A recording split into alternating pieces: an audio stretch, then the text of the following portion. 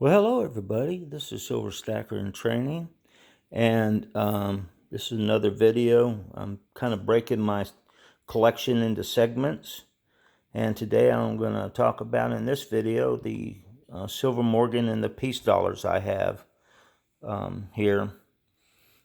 You know, I mentioned in the other video that Anna T had got me interested in these. It just happened to be some videos she had that I was watching. And you know, I'm just so impressed with these coins, and I'll tell you why. I uh, I remember sitting with my great grandmother back in the early '70s, and I'm talking about 1970. And she was born in 1878 and came to Oklahoma in a covered wagon um, when she was just a little girl. And when I look at some of these now, 1878 was the year that the Silver Morgans first came. Actually, I'm sorry, 1877, I believe, was the year they first became began minting them. But these are the kind of coins that she grew up with. I'm not sure how many her family would have had, but at least they could afford a covered wagon, right? Didn't have air conditioner though, air conditioning. And I don't know if you've ever I usually keep several of these just out of their containers. In fact, I used to keep all the cold ones out like that just so I could hold them and clink them together. And I would imagine what it must have been like to carry 5 or 6 or 7 of those around in your pocket back in the old days, and maybe sitting there at the poker table with them stacked, or going in and doing your buying your groceries and your um, bags of feed and things like that with them. They it brings a certain sensation to me when I hear that, and I'm looking at it and thinking back of the history and hearing what my great grandmother used to tell me about back in those days. Um,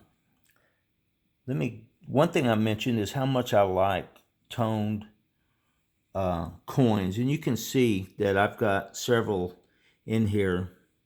I'm showing you some of them right now, and the peace dollars as well. In fact, you know that the peace dollars actually uh, began minted in 1921, and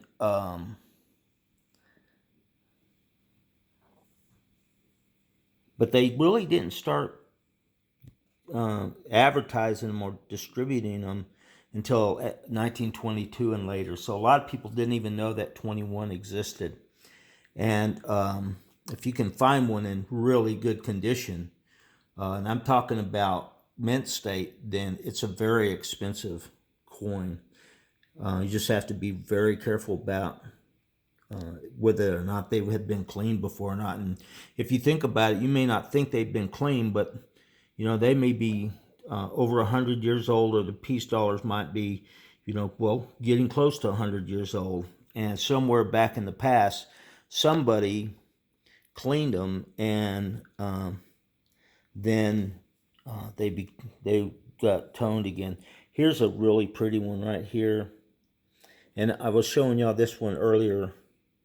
That's one of my favorite peace dollars. And here's one of my. Now that one I don't think was natural, but it's still pretty. And then I got some of these 1921 Morgans for their 100th anniversary. Well, that's where I'm at with my Morgans right now. I've got more coming in. In fact, this one just came in. Uh, Rob Finds Treasure, I believe that's the name of his channel, sent me that as a gift I won from the last auction. And it's such a pretty coin. I really appreciate it. He has these pads you put out too. I like to do coin hunting or rolling and with pennies and quarters. and I use that thing on a daily basis. In fact, I have a video of